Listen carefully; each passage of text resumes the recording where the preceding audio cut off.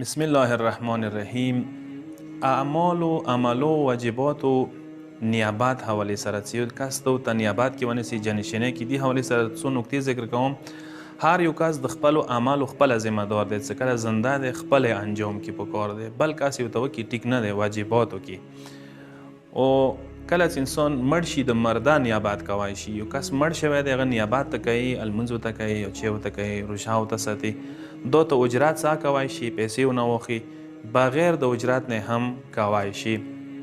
مستحب اعمالو کې نیابت کوله انسان د پاره جایز ده، چاهه زنده وي هغه د پاره کوي، چاهه مرده وي. مثلا یو زنده کس د پاره مستحب عمل ته کوای شي، قرآن او تلویل، زیارت ته کوي، صدقه ور کوي، هغه طرف نه هیڅ عیب نه لري.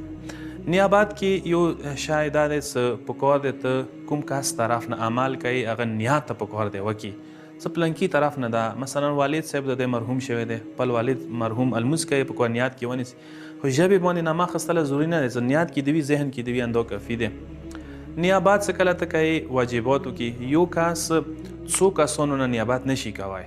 مثلا یو واجب الموس کوم درو کسان د پاره کوم ټیک نه دی، یو واجب الموس یو کس د پاره کېدای شي. اما مستحب اعمالو کې علما اجازه ورکوي چې یو مستحب عمل څو کسانو د پاره ته کوای شي. مثلا یو ور زیارت ته وکي د معصومین او اهل بیت مولا امام حسین زیارت کربلا کې کوي، لاس کسان شل کسان ته وکي شاملوای شي. یو الموس ته کوي مستحب الموس د زیارت ولا ته سل کسان او کې شاملوای شي. اخیری نکته دا چې نیابت څه چوک چونه کوي چا د پر عمل کوي لازم نه دی چې سړی وي.